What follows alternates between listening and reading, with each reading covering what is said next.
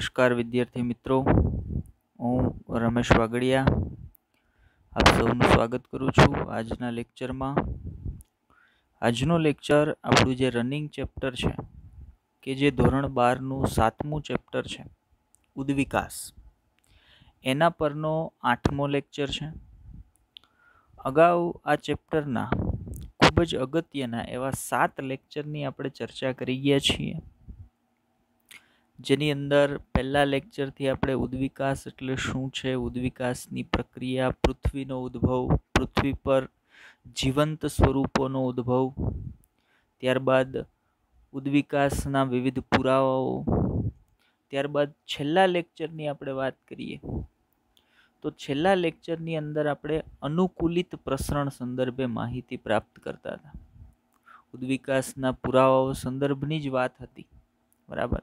ઉદ્વિકાસના પુરાવાઓની અંદર અશ્મિ વિદ્યાના પુરાવાઓ પ્રાપ્ત કર્યા આપણે, ત્યાર પછી ગર્ભ વિદ્યાના પુરાવાઓની માહિતી પ્રાપ્ત કરી, ત્યાર પછી આપણે અંતસ્થ વિદ્યા તેમજ બાહ્યાકાર વિદ્યાના પુરાવાઓને સમજ્યા, ત્યાર પછી નૈસર્ગિક જે પસંદગી છે એને આધારિત એક જે અવલોકન હતું એ અવલોકન કે જે ઇંગ્લેન્ડની અંદર પેપર્ડ મોથની અંદર કરવામાં આવ્યું હતું એના વિશે પણ માહિતી મેળવી. ત્યાર પછી છેલ્લા લેક્ચરની અંદર આપણે અનુકૂલિત પ્રસરણની પ્રક્રિયા વિશે સમજ્યા હતા કે ભાઈ અનુકૂલિત પ્રસરણ એટલે શું છે. તો જ્યારે કોઈ એક પોઈન્ટ પરથી સજીવો પ્રસરણ પામી અને જુદા જુદા ભૌગોલિક વિસ્તાર અથવા જુદા જુદા નિવાસ સ્થાન સુધી જાય અને એ નિવાસ સ્થાનની જે પર્યાવરણીય પરિસ્થિતિ અથવા તો એ નિવાસ સ્થાનની જે પરિસ્થિતિ હશે એ પરિસ્થિતિને અનુરૂપ થવા માટે કે પછી અનુકૂળ થવા માટે પોતાના લક્ષણોમાં ફેરફાર કરે અને જે લક્ષણોનું પરિવર્તન આવે એને આપણે અનુકૂલિત પ્રસરણ તરીકે ઓળખતા હતા. એના માટે આપણે ઘણા એક્ઝામ્પલ પણ લીધા કે ભાઈ સૌથી સારું એક અનુકૂલિત પ્રસરણનું ઉદાહરણ હતું ડાર્વિન્સ ફિંચ. ડાર્વિનની જે ચકલી હતી કે ભાઈ ડાર્વિને ગાલાપાગોસ ટાપુ પર અવલોકન કરતા એને કાળા રંગનું જે પક્ષી જોવા મળ્યું હતું, એ પક્ષીને ત્યારબાદ ડાર્વિન્સ ફિંચ તરીકે ઓળખવામાં આવી. એની અંદર એની ચાંચની વૈવિધ્યતા એ અનુકૂલિત પ્રસરણનું એક સારામાં સારું ઉદાહરણ છે, એના વિશે આપણે વાત કરી. ત્યાર પછી બીજું એક એક્ઝામ્પલ લીધું ઓસ્ટ્રેલિયાની અંદર જોવા મળતા કોથળીધારી સસ્તન પ્રાણીઓ છે, એટલે કે માર્શુપિયલ્સ જે ઓસ્ટ્રેલિયન છે. તો ઓસ્ટ્રેલિયન માર્શુપિયલ્સ પણ એક અગત્યનું અથવા તો ખૂબ જ સારું અનુકૂલિત પ્રસરણનું ઉદાહરણ છે. માર્શુપિયલ્સનું જે પ્રસરણ છે એને અનુકૂલિત પ્રસરણ પણ કહે છે અને માર્શુપિયલ પ્રસરણ તરીકે પણ ઓળખવામાં આવે છે. એની અંદર આપણે એવી વાત કરી હતી, ત્યાં મેં તમને એક થિયરી વેગનર નામના જે સાયન્ટિસ્ટ હતા એણે આપેલી કોન્ટિનેન્ટલ ડ્રિફ્ટ થિયરી, એના વિશે પણ થોડી ઘણી માહિતી આપી હતી. અને આપણે જોયું હતું કે ભાઈ ઓસ્ટ્રેલિયા છે એ સૌ પ્રથમ અલગ પડી ગયું હતું, એટલે એના પ્રાણીઓ છે અલગથી એની રીતે વિકાસ પામ્યા છે, ઉદ્વિકાસ પામ્યા છે.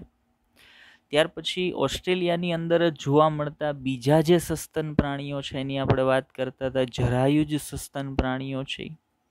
અને ત્યાં એક વચ્ચે વાત આવી હતી, આજે આપણે એક બીજી વાત પણ લેવાના છીએ કે ભાઈ જે ગયા લેક્ચરની અંદર જેની ચર્ચા આપણે કરી ગયા છીએ પણ એની અંદર થોડુંક કન્ફ્યુઝન રહી ગયું છે, એટલે એ કન્ફ્યુઝનને પણ આજે આપણે સોલ્વ કરવાના છીએ. મતલબ જૂની અને નવી એનસીઆરટી બુક છે ને એ બંનેની અંદર થોડીક પ્રિન્ટિંગ મિસ્ટેક છે. તો ગઈકાલના લેક્ચરમાં એ ટોપિક આપણે ભણ્યા ને એ જૂની જે મારી પાસે એનસીઆરટી બુક છે ને એની અંદર જે પ્રિન્ટિંગ છે ને એના સંદર્ભે મેં તમને માહિતગાર કર્યા હતા, પણ એ થોડીક કન્ફ્યુઝનવાળી વાત છે, બરાબર. કે એનો જે થિયરી પોર્શન એનસીઆરટીનો આપણે અહીંયા થિયરી તરીકે લખ્યો છે ને એની અંદર જે જગ્યાએ અપસારી ઉદ્વિકાસ લખેલું છે આપણે સમજ્યા એની અંદર કેન્દ્રાભિસારી જ ઉદ્વિકાસ, પણ જૂની એનસીઆરટીમાં કેન્દ્રાભિસારીની જગ્યાએ અપસારી ઉદ્વિકાસ લખેલું છે. તો એ આપણે સુધારો કરશું, એ કન્ફ્યુઝન દૂર કરશું અને આજના લેક્ચરની અંદર જૈવિક ઉદ્વિકાસની આપણે ચર્ચા કરવાના છીએ, તો એના પર જોશું. ચાલો, તો પહેલાં મેં તમને કીધું એમ કે ભાઈ ગયા લેક્ચરનું જે કન્ફ્યુઝન છે જૂની અને નવી એનસીઆરટી બુકનું એ આપણે સહેજ દૂર કરી લઈએ અને ત્યાર પછી આગળ આજના ટોપિક પર જઈએ તો ગઈકાલે છેલ્લી સ્લાઇડમાં આપણે તમને એક માહિતી સમજાવી હતી કે જ્યારે અલગ અલગ ભૌગોલિક વિસ્તારમાં એટલે કે જુદા જુદા વસવાટનું પ્રતિનિધિત્વ કરે. અલગ અલગ ભૌગોલિક વિસ્તાર એટલે તો દરેક ભૌગોલિક વિસ્તાર એક વસવાટનું પ્રતિનિધિત્વ કરે છે. હું એમ કહું કે ભાઈ અહીંયા આ બે ભૌગોલિક વિસ્તાર છે એટલે કે બે મોટા નિવાસસ્થાન છે, તો આ નિવાસસ્થાનની પરિસ્થિતિ અલગ હશે, આ નિવાસસ્થાનની પર્યાવરણીય પરિસ્થિતિ અલગ હશે. એટલે બંને ભૌગોલિક વિસ્તાર એ જુદા જુદા વસવાટનું પ્રતિનિધિત્વ કરે છે. એક કરતાં વધુ અનુકૂલિત પ્રસરણ જોવા મળે તો તેને અપસારી ઉદ્વિકાસ કહેવાય છે. હવે આ જે લખેલું છે ને અપસારી ઉદ્વિકાસ એ જૂની એનસીઆરટીનું છે, બરાબર, જેના વિશે આપણે ગઈકાલે ચર્ચા કરી હતી. ખરેખર ત્યાં અપસારી ઉદ્વિકાસ નહીં આવે, પણ ત્યાં આવશે કેન્દ્રાભિસારી ઉદ્વિકાસ.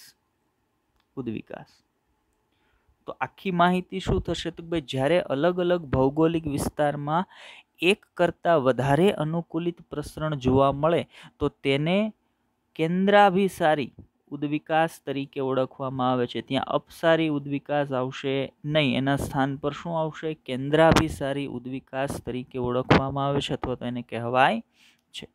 એનું એક્ઝામ્પલ તો ઓસ્ટ્રેલિયાના જરાયુધ સસ્તનો પણ અનુકૂલિત પ્રસરણ દર્શાવે છે, અને સાથે સાથે ઓસ્ટ્રેલિયાના જે માર્શુપિયલ્સ છે એ પણ એ જ નિવાસસ્થાનમાં અનુકૂલિત પ્રસરણ દર્શાવે છે. તો જુદા જુદા નિવાસસ્થાનની અંદર બે અનુકૂલિત પ્રસરણ એકસાથે ચાલે છે, તો એ શેનું એક્ઝામ્પલ થઈ જશે તો કોઈ કેન્દ્રાભિસારી ઉદ્વિકાસનું.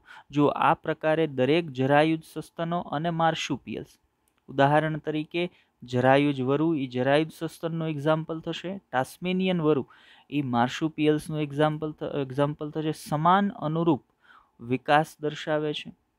એની એક એનસીઆરટીની અંદર આપેલી ફિગર છે એના વિશે પણ, અથવા તો એનો એક જે ચાર્ટ ડાયાગ્રામ છે પ્રાણીઓનો ફોટોગ્રાફ સહિતની, એની પણ આપણે ચર્ચા ગઈકાલે કરી હતી. તો એના પર જઈએ અને એને પણ એક વખત જોઈ લઈએ આપણે. તો એનસીઆરટીનો ડાયાગ્રામ છે આપણા માટે ઇમ્પોર્ટન્ટ છે, તો એક વખત ફરી પાછા નજર નાખી લઈએ અને ગઈકાલનું કન્ફ્યુઝન જે આપણને છે એ આપણે સહેજ દૂર કરી લઈએ. તો શું કીધું છે જુઓ, અહીંયા એક નિવાસ સ્થાન છે, અહીંયા એક બીજું નિવાસ સ્થાન છે, બરાબર. જો આ જે કેન્દ્રાભિસારી ઉદ્વિકાસની વાત છે ને એના સંદર્ભની વાત કરીએ છીએ. હજી એક રાખી દઈએ, ચલો અહીંયા એક ત્રીજું નિવાસ સ્થાન છે, બરાબર.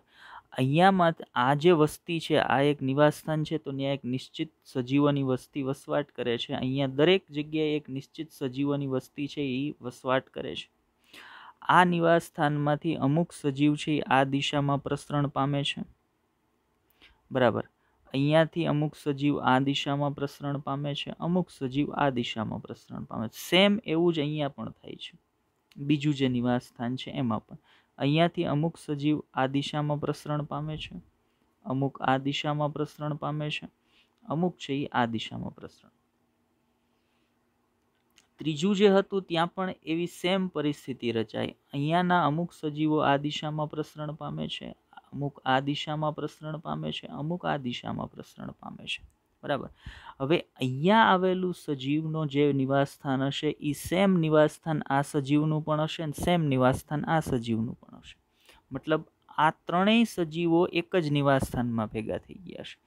એવી જ રીતે આ ત્રણ સજીવ આ અને આ ત્રણ એક જ નિવાસ સ્થાનમાં ભેગા થઈ ગયા છે. એવી જ રીતે પાછળના ત્રણ પણ એક જ નિવાસ સ્થાનમાં, આનું નિવાસ સ્થાન, આનું નિવાસ સ્થાન અને આનું નિવાસ સ્થાન પણ એક જ હશે. મતલબ આ ત્રણ સજીવ, જેને હું અહીંયા હવે ફરી પાછું ટીક માર્ક કરું છું, આ અને આ, એ ત્રણ એક જ નિવાસ સ્થાનમાં છે. તો એ એક જ નિવાસ સ્થાનની જે પરિસ્થિતિ હશે એ પરિસ્થિતિને અનુરૂપ થવા માટે ત્રણ સમાન પ્રકારના લક્ષણોને ધારણ કરશે. એટલે પરિસ્થિતિ કેવી થઈ? આ ત્રણ સજીવો છે, બરાબર, જે ત્રણેય નિવાસ સ્થાનમાંથી અલગ અલગ આ એક જગ્યાએ આવ્યા છે, તો આ જગ્યાની જે પરિસ્થિતિ હશે એ પરિસ્થિતિને અનુરૂપ થવા આ ત્રણે ત્રણ સમાન પ્રકારના લક્ષણો ધારણ કરશે.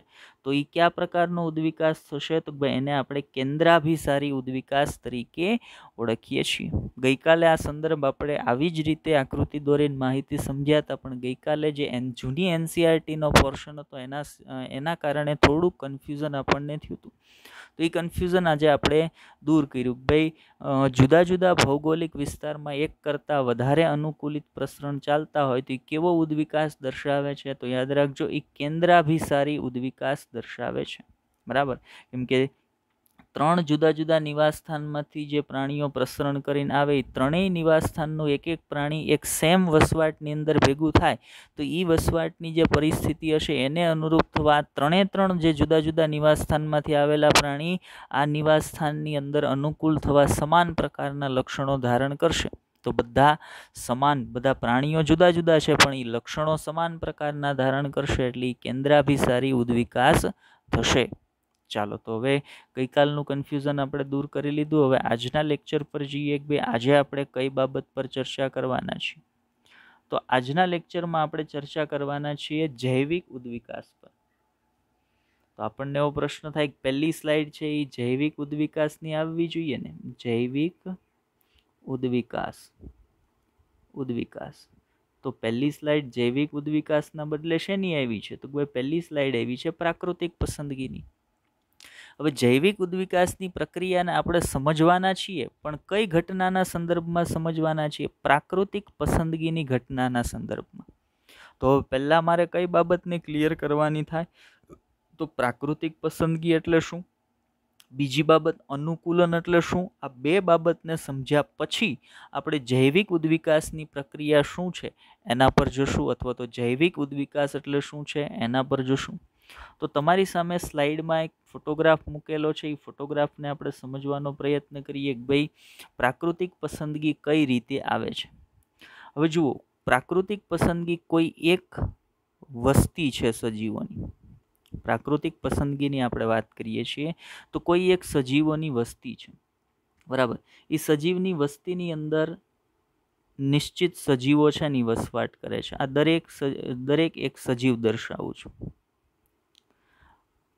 હવે કુદરતી રીતે દરેક વસ્તીની અંદર જનીનિક રીતે ભિન્નતા ધરાવતા સજીવો હાજર હોય જ છે. દરેક વસ્તીની અંદર ખૂબ મોટી સંખ્યામાં નથી હોતા, પણ જનીનિક ભિન્નતા છે એ વસ્તીની અંદર હંમેશા હાજર હોય અને હોય જ છે. એ દરેક વસ્તી માટે સનાતન સત્ય છે. બરાબર, હા, એ જનીનિક વિવિધતા છે એ દેખાતી હોય એવું જરૂરી નથી, કેમ કે અહીં આપણે જે જનીનિક વિવિધતાની વાત કરીએ છીએ એ જનીનિક વિવિધતા એ સજીવને જ્યારે એવી કોઈ પરિસ્થિતિ ઊભી થાય ત્યારે જ ઉપયોગી બનતી હોય. બાકી સામાન્ય સ્થિતિમાં એ જનીનિક વિવિધતા એ સજીવ માટે કોઈ રીતે કાર્ય ઉપયોગી હશે નહીં. અત્યારે આ સજીવ પણ એની અંદર વિભિન્નતા છે, એની અંદર જીનેટિક વેરિએશન છે, પણ અત્યારે તો એ નોર્મલ સજીવ જેવો જ દેખાતો હશે. આ સજીવ વસ્તીના બીજા જે સામાન્ય સજીવ છે એની જેમ જ દેખાતો હશે. એની પાસે જનીનિક વિવિધતા છે, પણ અત્યારે એ જનીનિક વિવિધતા દેખાશે નહીં. એ જનીનિક વિવિધતા એવી પરિસ્થિતિ ઊભી થશે ત્યારે જ દેખાશે. હવે જુઓ, પહેલી સ્લાઇડ તમારી સામે જે ફોટોગ્રાફ છે એની અંદર 4 જુદી સ્લાઇડ છે, અથવા 4 જુદા ફોટોગ્રાફ છે. એમાં પહેલો ફોટોગ્રાફ છે એના પર લખ્યું છે વેરિએશન. વેરિએશનનો અર્થ થાય ભિન્નતા, જેના વિશે મેં તમને હમણાં વાત કરી કે કોઈ પણ વસ્તી હશે તો એ વસ્તીની અંદર હંમેશા એકાદ બે સજીવ એવા હશે જે જનીનિક ભિન્નતા ધરાવતા હોય જ. અને આ જનીનિક ભિન્નતા એની અંદર કુદરતી રીતે, કેમ કે આપણે જાણીએ છીએ કે ભાઈ અહીંયા જે સજીવોની આપણે ચર્ચા કરીએ છીએ એ સજીવો લિંગી પ્રજનન દર્શાવે છે. અને લિંગી પ્રજનનની પ્રક્રિયામાં જન્યુ નિર્માણની ઘટના થાય છે. જન્યુ નિર્માણની ઘટના દરમિયાન ક્રોસિંગ ઓવર થતું હોય, જેને આપણે વ્યતિકરણની પ્રક્રિયા કહીએ. અને વ્યતિકરણની પ્રક્રિયા દરમિયાન જનીનોની અદલા બદલી થતી હોય. તો આ વ્યતિકરણની પ્રક્રિયા દરમિયાન કે જન્યુ નિર્માણની પ્રક્રિયા દરમિયાન ઘણી વખત નવા જનીન બંધારણો છે એ બની જતા હોય. અને એવા નવા જનીન બંધારણ ધરાવતા અમુક સજીવો છે એ વસ્તીની અંદર હાજર હોય, પણ એ નવા જનીન બંધારણ સામાન્ય સ્થિતિમાં એ સજીવ માટે કોઈ પણ રીતે ઉપયોગી હોતા નથી. એવી વિપરીત પરિસ્થિતિ જ્યારે પણ ઊભી થશે ત્યારે આ જે જનીનિક ભિન્નતાઓ એની અંદર છે એને ઉપયોગમાં આવશે. ચલો એને સામાન્ય રીતે હું તમને સમજાવું. એટલું બધું આપણે જનીનિક ભિન્નતા એને અમુક પરિસ્થિતિઓમાં જ ઉપયોગમાં આવશે એટલું બધું આપણે એને કન્ફ્યુઝિંગ નથી બનાવવું. હું તમને સામે જે ફોટોગ્રાફ છે ને એની અંદર સામાન્ય સ્થિતિમાં તમને સમજાવું. તો વેરિએશન એટલે શું? તો સમજો કે અહીંયા જે પતંગિયાનો ફોટોગ્રાફ છે ને એ એક પતંગિયાની વસ્તી તમને બતાવે છે એવું સમજી લો. હવે પતંગિયાની સામાન્ય વસ્તી છે ને એ વસ્તીની અંદર તમને બ્રાઉન કલરના અને યલો કલરના બે રીતના પતંગિયા છે એ જોવા મળે છે. હવે બેમાંથી તમે કોઈ પણને નક્કી કરી લ્યો કે ભાઈ ઉદાહરણ તરીકે આ બ્રાઉન કલર આ જે યલો કલરનું પતંગિયું છે એ સામાન્ય છે અને બ્રાઉન કલરનું છે એ ભિન્નતા ધરાવતું છે, અથવા તો બ્રાઉન કલરનું સામાન્ય છે અને યલો કલરનું છે એ વસ્તીની અંદર ભિન્નતા ધરાવતું છે. મતલબ વસાહતની અંદર જનીનિક વિવિધતા અથવા જનીનિક ભિન્નતા છે એ રહેલી છે. હવે આ જનીનિક ભિન્નતા એને અમુક નિશ્ચિત પરિસ્થિતિઓમાં છે એ ઉપયોગમાં આવવાની છે.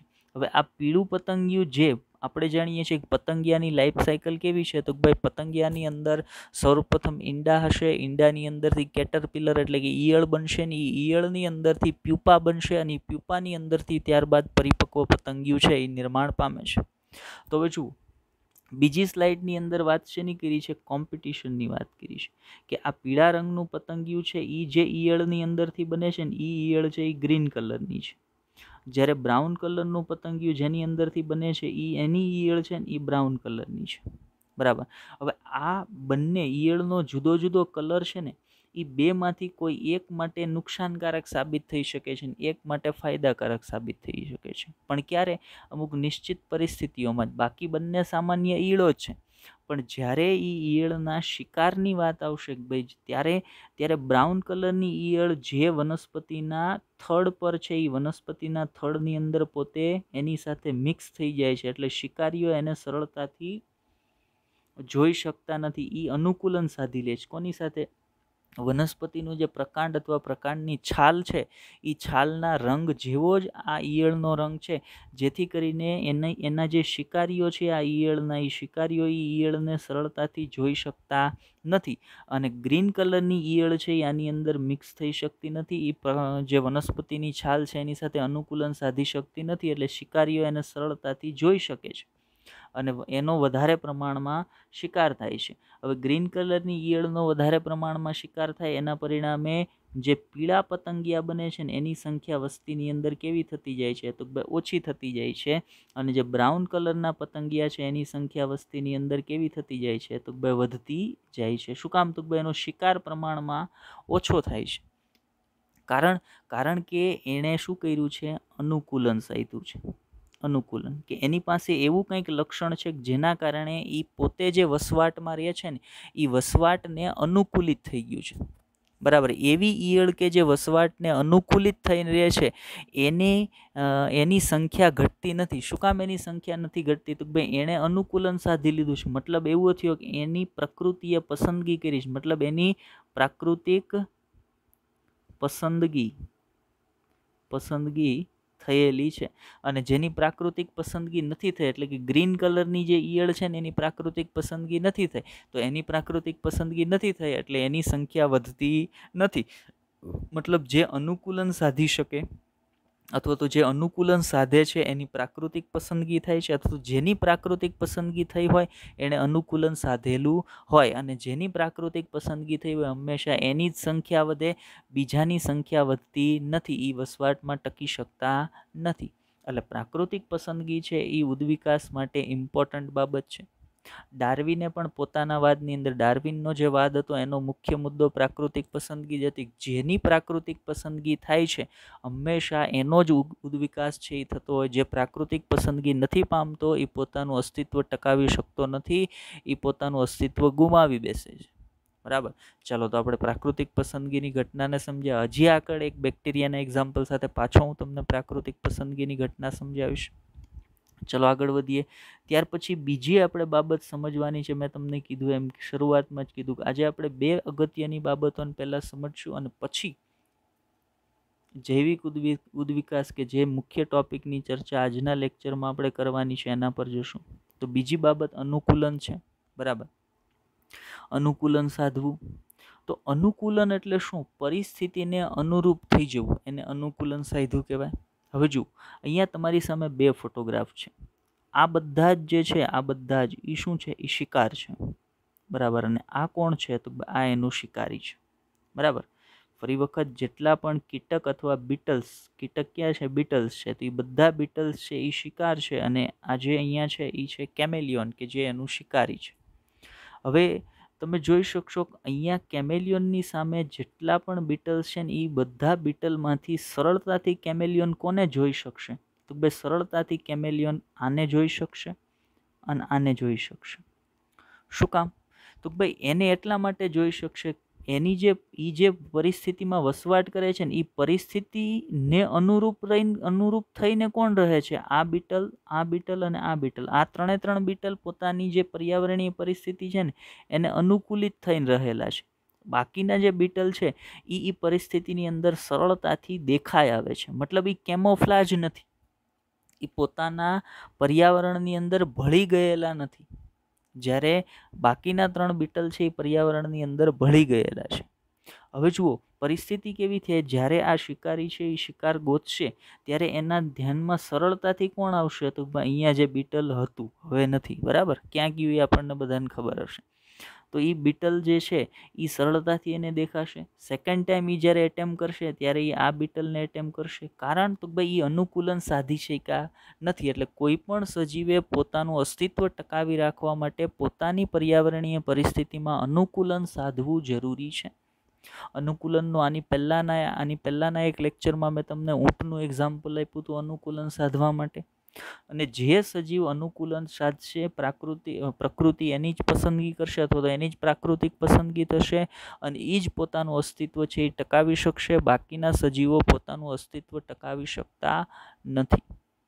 તો બે બાબતો આપણા ધ્યાનમાં આવી અત્યારે, એક પ્રાકૃતિક પસંદગી અને બીજી અનુકૂલન, બરાબર. કે જે સજીવ પોતાની પર્યાવરણીય પરિસ્થિતિમાં અનુકૂલન સાધી શકે છે, માત્ર ને માત્ર એની જ પ્રાકૃતિક પસંદગી થાય છે અને જેની પ્રાકૃતિક પસંદગી થાય છે એ જ પોતાનું અસ્તિત્વ ટકાવી શકે છે. જેનું અસ્તિત્વ ટકે એ જ ઉદ્વિકાસ છે એ પામતા હોય છે. કેમ કે પ્રાકૃતિક પસંદગી પામવા માટે દરેક સજીવે હંમેશા પોતાના લક્ષણોની અંદર થોડો ઘણો ફેરફાર કરવો પડે. અને આ જે થતો ફેરફાર છે એની ઘણી વખત કોઈ પણ સજીવ પોતાની પર્યાવરણીય પરિસ્થિતિને અનુરૂપ થવા માટે પોતાના લક્ષણોમાં જે ફેરફાર કરે છે એ ફેરફાર ઘણી વખત આનુવંશિક બનતો હોય. એટલે કે પિતૃની અંદરથી એની સંતતિમાંથી એની સંતતિમાં ઉતરી આવતો હોય અને એના પરિણામ સ્વરૂપે એક જાતિમાંથી નવી જાતિ છે એનું નિર્માણ થતું હોય. તો આ રીતે ઉદ્વિકાસ માટે પ્રાકૃતિક પસંદગી અને અનુકૂલન આ બંને ખૂબ જ અગત્યની ટર્મ છે જે મને સમજાવવી જરૂરી છે. ચાલો આગળ વાત કરીએ. આજે આપણે જે મૂળ મુદ્દા પર વાત કરવાની છે એના પર આવીએ. હવે તો એનસીઈઆરટી આપણને શું કહે છે એની ચર્ચા કરીએ. તો એનસીઈઆરટી પ્રમાણે આજે આપણે જે મુદ્દાની ચર્ચા કરવાના છે એ કયો છે? જૈવિક ઉદ્વિકાસ, બરાબર. જૈવિક ઉદ્વિકાસ એટલે જૈવ એટલે સજીવ, બરાબર. જૈવ ઘટકો જેટલા પણ પૃથ્વી પર અસ્તિત્વ ધરાવે છે એના ઉદ્વિકાસની શરૂઆત અથવા તો એનો ઉદ્વિકાસ, જૈવિક ઘટકોનો ઉદ્વિકાસ, જેને આપણે જૈવિક ઉદ્વિકાસ કહીએ છીએ. તો શું કહે છે એનસીઈઆરટી? જુઓ, સાચા અર્થમાં પ્રાકૃતિક પસંદગી આગળ આપણે સમજ્યા એ જ બાબત છે. પ્રાકૃતિક પસંદગીથી પૃથ્વી ઉપર ઉદ્વિકાસ ત્યારે શરૂ થયો હશે કે જ્યારે વિવિધ ચયાપચયી ક્ષમતા ધરાવતા સજીવોનો કોષીય સ્વરૂપની શરૂઆત થઈ હશે. જો આ મુદ્દો આપણને શું કહે છે? તો ભાઈ પૃથ્વી પર પ્રાકૃતિક પસંદગી દ્વારા જૈવિક ઉદ્વિકાસની શરૂઆત ક્યારે થઈ હશે? તો આપણે જાણીએ છીએ કે આપણે જે રાસાયણિક ઉદ્વિકાસ સમજ્યા છીએ એ રાસાયણિક ઉદ્વિકાસ પ્રમાણે પૃથ્વીનો ઉદ્ભવ થયો, પૃથ્વીનું ઠારણ થયું, પૃથ્વી ઠરી. ત્યાર પછી એના બંધારણમાં જે વિવિધ વાયુઓ હતા એમાં હાઇડ્રોજન સૌથી સક્રિય વાયુ હતો. એણે બીજા અણુઓ સાથે આંતરક્રિયાઓ કરી. અણુ અસ્તિત્વમાં આવ્યા, સૂક્ષ્મ અણુ છે એ અસ્તિત્વમાં આવ્યા, મહાઅણુ છે એ અસ્તિત્વમાં આવ્યા, એના સંયોજનથી કોએસર્વેટ્સ છે એ અસ્તિત્વમાં આવ્યા. કોએસર્વેટ્સ છે એણે ન્યુક્લિક એસિડને ધારણ કર્યા, એણે સ્વયં જનન પામવાની ક્ષમતા ધારણ કરીને એમાંથી પછી આદિકોષ કેન્દ્રીય કોષ છે અસ્તિત્વમાં આવ્યા, અને આદિકોષ કેન્દ્રીય કોષમાંથી પછી આવા સુકોષ, આદિકોષ કેન્દ્રીય કોષમાંથી પછી સુકોષ કેન્દ્રીય કોષ છે એ અસ્તિત્વમાં આવ્યા. બરાબર. હવે જ્યારે આવા કોષીય સ્વરૂપો છે એ અસ્તિત્વમાં આવ્યા હશે ને, જ્યારે આવા કોષીય સ્વરૂપ તરીકે આદિકોષ કેન્દ્રીય કોષની તમે વાત કરો, કે કોષીય સ્વરૂપ તરીકે તમે સુકોષ કેન્દ્રીય કોષની વાત કરો, સુકોષ કેન્દ્રીય કોષની તમે વાત કરો, તો એ જ્યારે અસ્તિત્વમાં આવ્યા હશે,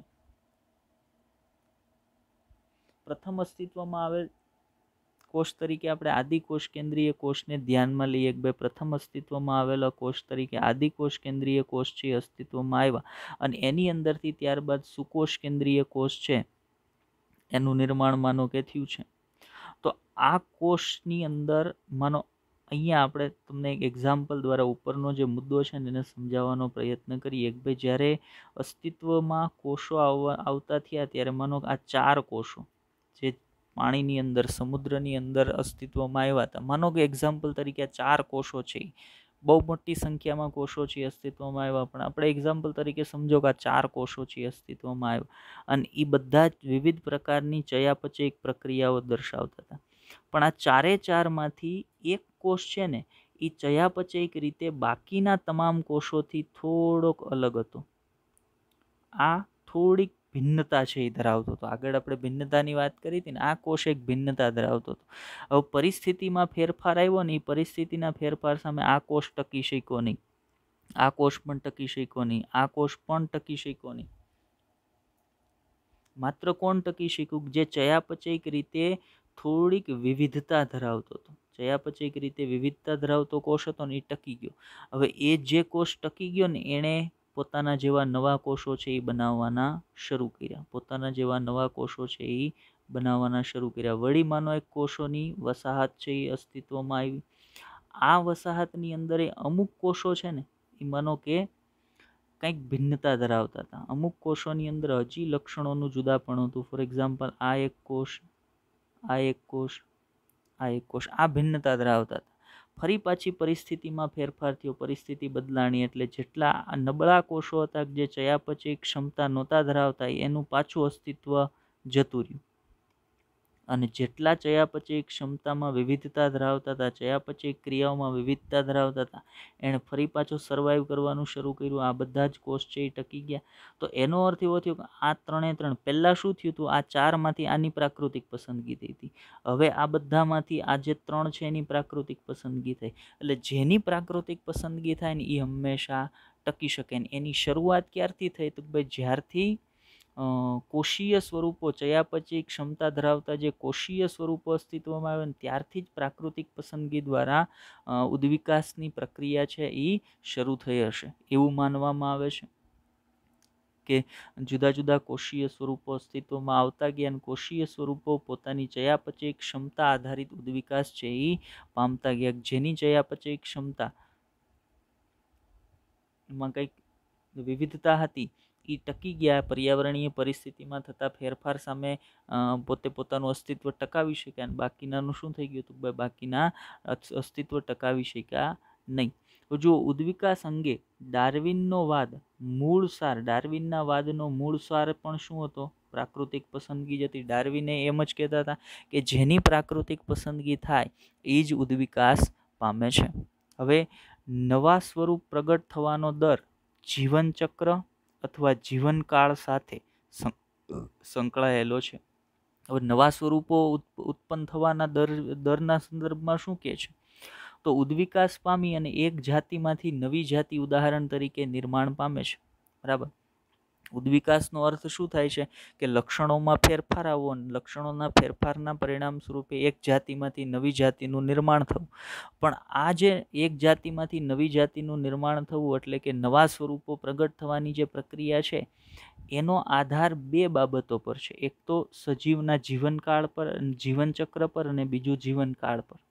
હવે કઈ રીતે? તો જેનું જીવનચક્ર અને જીવનકાળ ખૂબ જ ટૂંકો છે, ઉદાહરણ તરીકે ઇશ્ચેરિશિયા કોલાય બેક્ટેરિયાની વાત કરીએ તો એ 20 મિનિટમાં પોતાનો જીવનચક્ર પૂરું કરીને એકમાંથી બે બની જાય છે. જ્યારે હાથીની કે એવા સજીવની વાત કરીએ કે જેનું જીવનકાળ છે એ વર્ષોમાં છે, વર્ષોની અંદર હોય.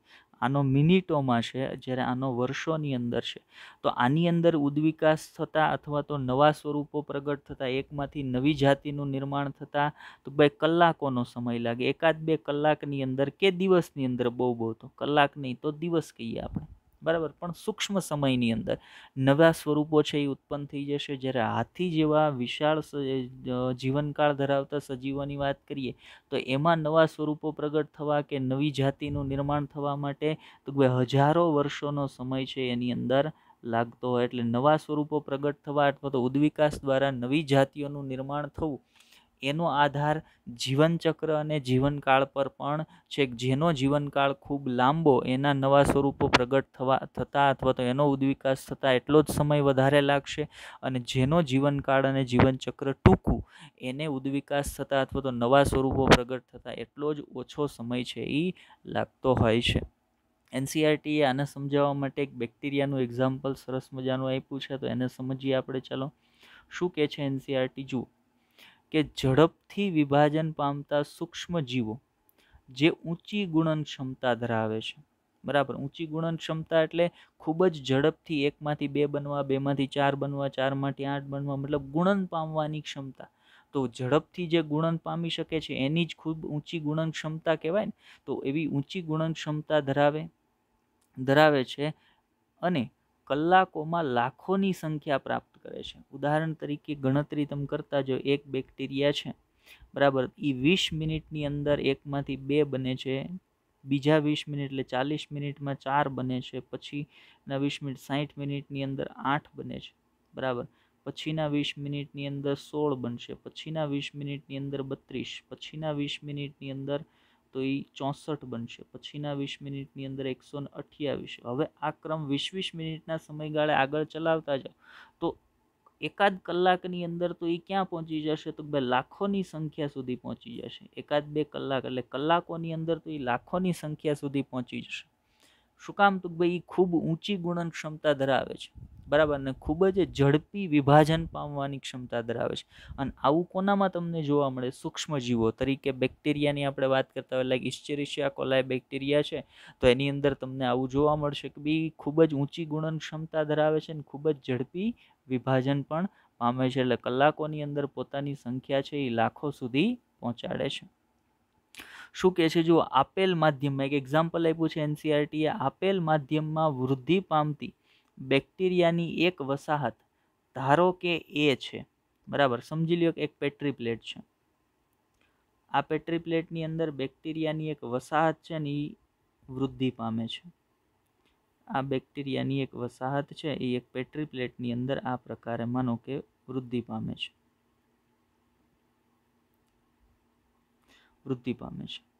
હવે ખાદ્ય ઘટકોનો ઉપયોગ કરવાની ક્ષમતાના સંદર્ભમાં વિવિધતા ધરાવે છે. હવે આ જે પેટ્રી પ્લેટમાં જેટલા બેક્ટેરિયા છે ને એની હવે બેક્ટેરિયાનું સંવર્ધન આ પેટ્રી પ્લેટમાં થાય છે, એટલે એની અંદર શું ઉમેરેલું હશે? તો એની અંદર સંવર્ધન માધ્યમ ઉમેરેલું હશે. એની અંદર સંવર્ધન માધ્યમ છે એ ઉમેરેલું હશે. હવે એની અંદર સંવર્ધન માધ્યમ છે એ ઉમેરેલું છે, તો સંવર્ધન માધ્યમ શું કામ ઉમેરેલું છે? તો બેક્ટેરિયા એની અંદરથી પોષણ છે એ પ્રાપ્ત કરી અને પોતે ગુણન પામી શકે અથવા તો પોતાની સંખ્યા વધારી શકે, એટલે એની અંદર સંવર્ધન માધ્યમ છે એ ઉમેરેલું છે. સંવર્ધન માધ્યમ. હવે સંવર્ધન માધ્યમની અંદર ઘટકો શું શું છે? તો બેક્ટેરિયાને જરૂરી એવા તમામ ઘટકો જેની અંદરથી બેક્ટેરિયા પોષણ મેળવી શકે એવું પોષક માધ્યમ ને બધા ખાદ્ય ઘટકો છે ને એની અંદર છે. હવે આ બેક્ટેરિયાની વસાહતમાં અમુક બેક્ટેરિયા એવા છે કે જે ખાદ્ય ઘટકોના ઉપયોગ કરવાના સંદર્ભમાં કંઈક વિવિધતા ધરાવે છે. એટલે અહીંયા એક્ઝામ્પલ તરીકે આ જે બેક્ટેરિયાનું અહીંયા કલ્ચર તમે કરાવી રહ્યા છો,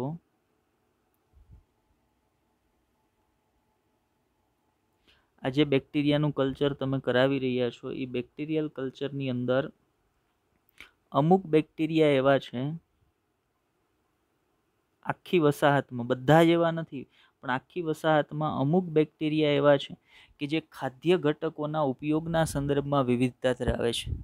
હવે એ હાલ તમે જે માધ્યમ પૂરું પાડો છો ને એની અંદર તો વૃદ્ધિ પામી જ શકે છે, પણ એ સિવાય પણ એની અંદર તમે જ્યારે ખાદ્ય ઘટકોમાં માધ્યમની અંદર અથવા સંવર્ધન માધ્યમમાં ખાદ્ય ઘટકો છે એની અંદર ફેરફાર કરશો તો એ ફેરફાર સાથે પણ પોતે જીવંત રહી શકવાની ક્ષમતા ધરાવે છે. એટલે શું કીધું છે તો ખાદ્ય ઘટકોનો ઉપયોગ કરવાની ક્ષમતાના સંદર્ભમાં એ વિવિધતા ધરાવે છે. હવે આપણે શું કર્યું તો ભાઈ આપણે માધ્યમના બંધારણમાં ફેરફાર કરવામાં આવે, એટલે આપણે એની અંદર જે સંવર્ધન માધ્યમ પહેલાં ઉમેરેલું હતું ને એ માધ્યમના બંધારણમાં ફેરફાર કર્યો.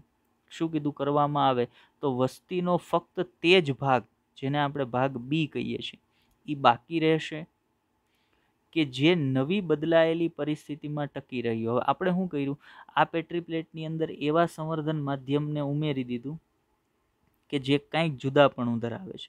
હવે તમે એવા સંવર્ધન માધ્યમને ઉમેરી દીધું ને એટલે આ પેટ્રી પ્લેટની અંદર સામાન્ય જેટલા બેક્ટેરિયા હતા ને એ બધા બેક્ટેરિયા શું થઈ ગયું, મૃત્યુ પામી ગયા. પણ આ વસાહતમાં અમુક બેક્ટેરિયા એવા હતા જે આ બદલાયેલી પરિસ્થિતિમાં ટકી શકે એવા હતા. એણે શું કર્યું, પોતાનું સંવર્ધન કરવાનું શરૂ કર્યું. કેમ કે એ તો બદલાયેલી પરિસ્થિતિમાં ટકી શકે છે. એટલે એક નવી વસાહત તૈયાર થઈ. એ નવી વસાહત કઈ હતી તો વસાહત બી.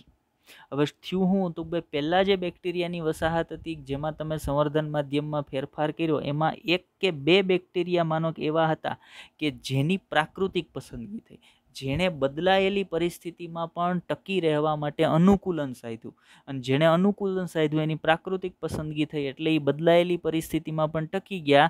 વસાહત બી છે એ એણે બનાવી. પહેલાં જે વસાહત હતી એ કઈ હતી, વસાહત એ હતી, પણ તમે પરિસ્થિતિ બદલાવી એટલે વસાહત એમાં અમુક એવા બેક્ટેરિયા હતા જે બચી ગયા કે જે એ ખાદ્ય પદાર્થોની ઉપયોગ કરવાની ક્ષમતાના સંદર્ભમાં ભિન્નતા ધરાવતા હતા, એ બચી ગયા અને એણે સંવર્ધન પામવાનું શરૂ કર્યું. એણે બીજી વસાહત બનાવી, વસાહત બી. પણ વસાહત એની અંદર જે બેક્ટેરિયા હતા એ બધા ટકી શક્યા નહીં. એમાંથી જેટલા ભિન્નતા ધરાવતા હતા માત્ર ને માત્ર એટલા જ ટકી શક્યા. મતલબ એણે શું કર્યું, એણે અનુકૂલન સાધ્યું, એની પ્રાકૃતિક પસંદગી થઈ. જેટલાની પ્રાકૃતિક પસંદગી થઈ એટલા બેક્ટેરિયા ટકી ગયા, બાકી બધા બેક્ટેરિયા પોતાનું અસ્તિત્વ ગુમાવી બેઠા. અને આ બેક્ટેરિયાએ એક નવી જાતિ તરીકે નિર્માણ પામ્યા. એટલે અહીંયા શું થયું તો ભાઈ નવા સજીવો પ્રગટ થયા અથવા તો નવા સ્વરૂપો છે એ પ્રગટ થયા. શેના પરિણામે તો ભાઈ એણે ઉદ્વિકાસ કર્યો, પણ શેના પરિણામે તો ભાઈ પ્રાકૃતિક પસંદગીના પરિણામે. અને પ્રાકૃતિક પસંદગી આવવાનું કારણ શું, એની અંદર રહેલી ભિન્નતા. ચલો આગળ એના માટે એને સમજાવવા એક સ્લાઇડ મૂકી છે આપણે. જુઓ શું કીધું, બેક્ટેરિયામાં પ્રાકૃતિક પસંદગી. જુઓ કઈ રીતે બેક્ટેરિયાની અંદર પ્રાકૃતિક પસંદગી આપણે સમજવાની છે. તો આગળની સ્લાઇડમાં જે રીતે આપણે થિયરી પોર્શન સમજ્યા ને એ પ્રમાણે સમજો કે આ એક પેટ્રી પ્લેટ છે. એ પેટ્રી પ્લેટની અંદર એક બેક્ટેરિયાનો તમે ઉછેર કરો છો. આ બ્લુ કલરના જેટલા ડોટ તમને દેખાય છે ને એ બધા શું છે, એ બેક્ટેરિયા છે, બરાબર. એમાં એક બેક્ટેરિયા એવો છે આખી પેટ્રી પ્લેટમાં કે જે કંઈક ભિન્નતા ધરાવે છે. એ બેક્ટેરિયા એક કંઈક ભિન્નતા ધરાવે છે. કયા સંદર્ભમાં, ખાદ્ય જે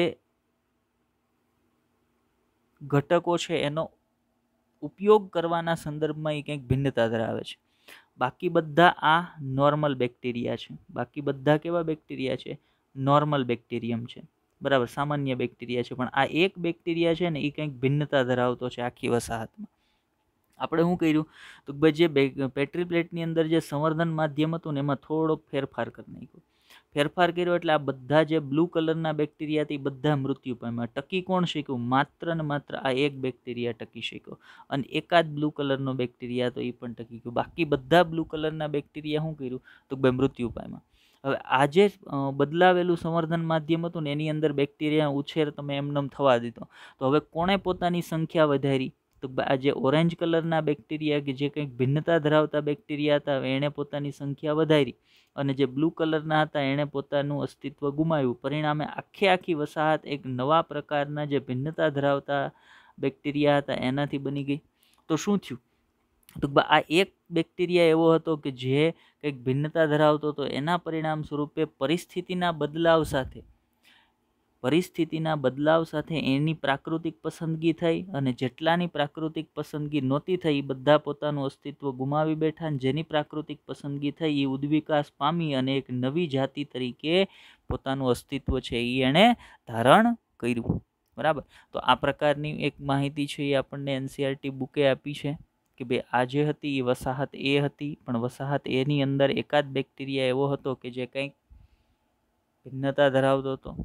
તો માધ્યમમાં ફેરફાર કર્યો તો બાકીના તમામ જે બેક્ટેરિયા હતા એ મૃત્યુ પામ્યા, પણ એક જે ભિન્નતા ધરાવતા બેક્ટેરિયા હતા એ બદલાયેલી પરિસ્થિતિમાં ટકી ગયા, અને બદલાયેલી પરિસ્થિતિમાં પોતે પોતાનું અસ્તિત્વ ટકાવ્યું, પોતાની સંખ્યા વધારીને, પરિણામે આખી વસાહત છે એ આવા ભિન્નતા ધરાવતા બેક્ટેરિયાની બની ગઈ, કેમ કે એ બદલાયેલી પરિસ્થિતિમાં પણ સર્વાઈવ કરવા માટે સક્ષમ હતા. એટલે એની પ્રાકૃતિક પસંદગી થઈને પોતે પોતાની સંખ્યામાં વધારો કર્યો અને પોતાનું અસ્તિત્વ છે એ ટકાવી રાખ્યું. આગળ વાત કરીએ એનસીઆરટી આ સંદર્ભમાં શું કહે છે. તો એક નિશ્ચિત સમય વસ્તીનું ભિન્ન રૂપ બીજા કરતાં વધશે અને નવી જાતિઓ તરીકે અસ્તિત્વમાં આવશે. તો આગળ એમ જ થયું ને કે વસ્તીનું એક જે નિશ્ચિત સમયે વસ્તીનું ભિન્ન રૂપ જે હતું ને, એક જે એની અંદર ભિન્ન બેક્ટેરિયા જોવા મળતો હતો ને એની સંખ્યા વધી અને એક નવી જાતિ તરીકે અસ્તિત્વમાં આવ્યું. આવું થોડા દિવસોમાં જ થશે, કેમ કે એનો જીવનકાળ કેવો છે બેક્ટેરિયાનો, ટૂંકો છે, એટલે બહુ થોડાક દિવસોની અંદર જ આવું થઈ જશે. પરંતુ આ જ બાબત જ્યારે મત્સ્ય કે મરઘી માટે લાગુ પડે ત્યારે તે લાખો વર્ષો લેશે. કેમ? તો ભાઈ એનો જીવનકાળ વર્ષોની અંદર છે, બેક્ટેરિયાનો જીવનકાળ મિનિટોની અંદર છે, એટલે એમાં આવું થતાં અમુક દિવસો જ લાગશે.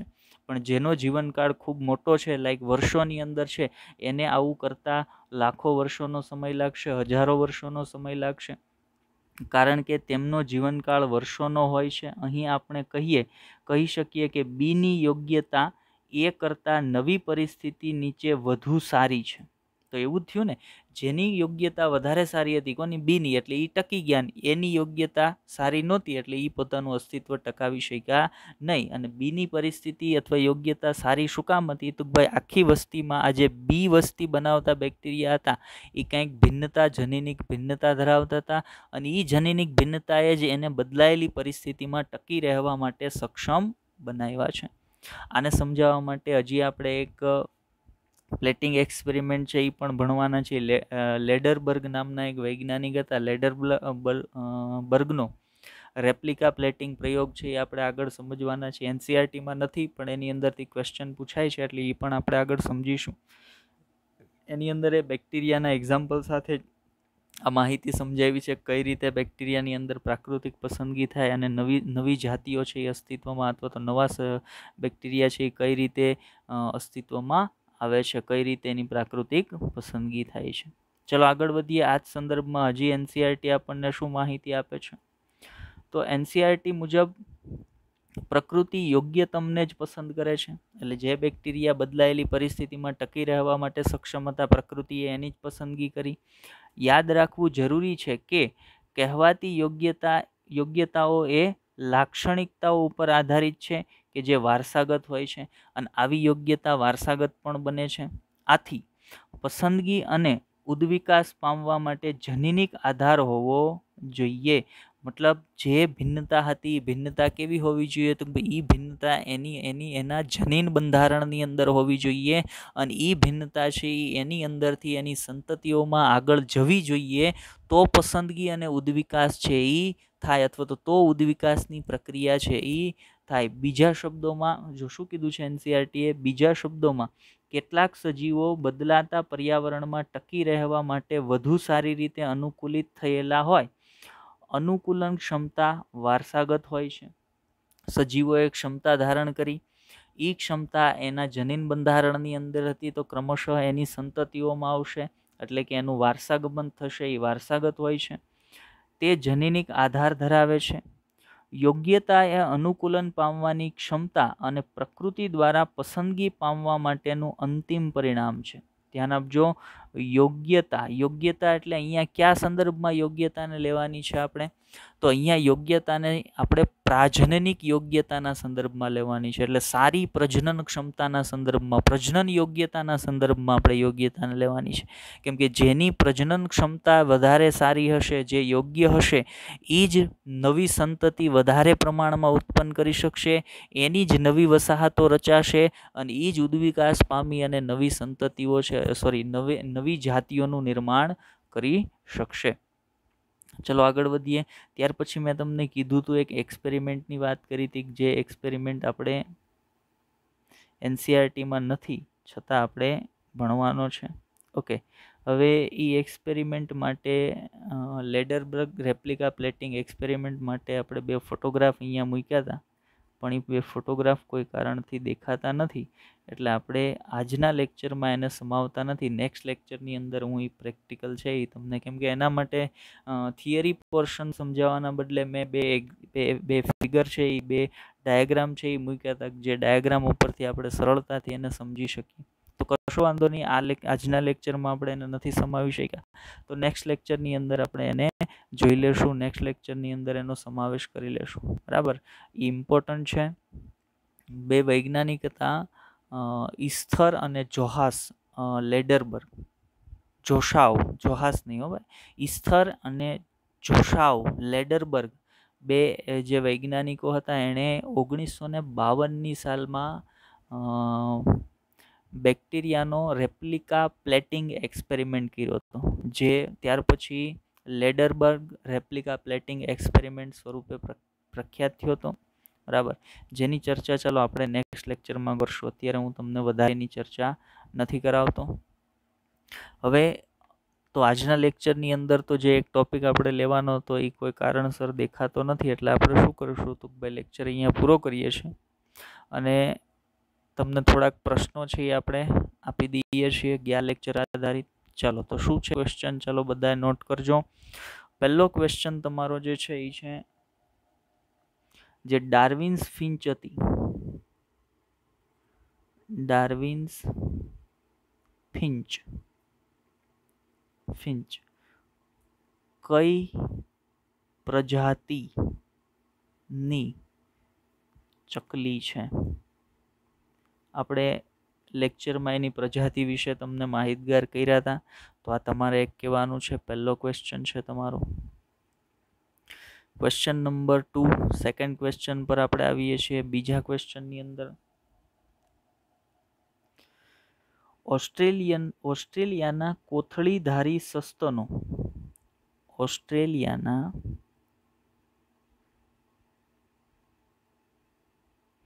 કોથળીધારી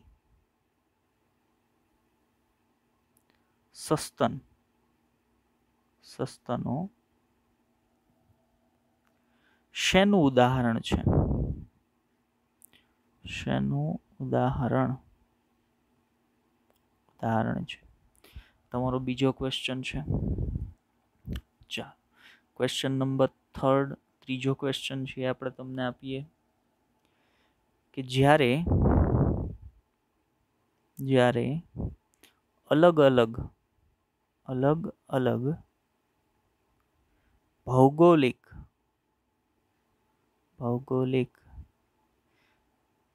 વિસ્તારમાં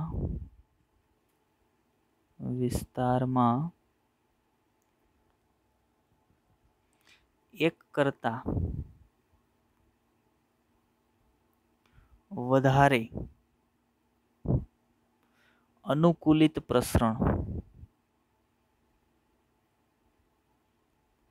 પ્રસરણ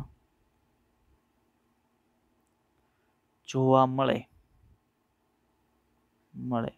તો તે કેવો ઉદ્વિકાસ દર્શાવે છે? આ તમારો ક્વેશ્ચન 3, ત્રીજો ક્વેશ્ચન છે કે જ્યારે અલગ અલગ ભૌગોલિક વિસ્તારમાં એક કરતાં વધારે અનુકૂલિત પ્રસરણ જોવા મળે તો તે કેવો ઉદ્વિકાસ દર્શાવે છે, એના વિશે માહિતગાર કરવાના છે. ચોથો ક્વેશ્ચન કે ઓસ્ટ્રેલિયાના કોથળીધારી સસ્તનો કેવો ઉદ્વિકાસ દર્શાવે છે? તમારો ચોથો ક્વેશ્ચન છે ઓસ્ટ્રેલિયાના કોથળીધારી સસ્તનો. જો અહીંયા કમ્પેરિઝન વાળી વાત ભૂલી જજો, બરાબર, કે જરાયુધ સસ્તન અને કોથળીધારી સસ્તનો એ બેયના કમ્પેરિઝનમાં જેવો ઉદ્વિકાસ છે એ ઉદ્વિકાસનું નથી પૂછતો, પણ માત્ર જે કોથળીધારી સસ્તનો છે ઓસ્ટ્રેલિયાના એ કયા પ્રકારનો ઉદ્વિકાસ દર્શાવે છે, એટલે કે ઓસ્ટ્રેલિયાના જે માર્શુપિયલ્સ છે એ કયા પ્રકારનો ઉદ્વિકાસ દર્શાવે છે, તમારો ચોથો ક્વેશ્ચન છે. ઓકે, તો આપણે તમને 4 ક્વેશ્ચન આપીએ છીએ આજના લેક્ચરની અંદર. ચાલો, તો આજના લેક્ચરની અંદર આટલી જ માહિતીની વાત આપણે કરવાની હતી. નેક્સ્ટ લેક્ચરમાં આપણે જે પ્લેટિંગ એક્સપેરિમેન્ટની વાત કરવાના છીએ એના વિશે વાત કરીશું. ચલો, બધાએ ફરજિયાત ક્વેશ્ચનના આન્સર છે એ કરવાના છે. તો આજના લેક્ચરની અંદર બસ એટલું જ. લેક્ચરને ધ્યાનથી જોજો, સમજવાનો પ્રયત્ન કરજો, ન સમજાતી બાબતોને કોમેન્ટ કરજો, આપણે ફરી એક વખત તમને સમજાવીશું. હા, છેલ્લે ફરી એક વખત યાદ કરાવી દઉં કે ગયા લેક્ચરના અંતની અંદર આપણે જે એક કન્ફ્યુઝન હતું એ કન્ફ્યુઝન આપણે આ લેક્ચરની શરૂઆતમાં દૂર કરાવી દીધું છે તમને, એટલે તમે જો ક્યાંય નોટ કર્યું હોય તો એનો ત્યાં સુધારો કરી લેજો. બરાબર, ચાલો, બેસ્ટ ઓફ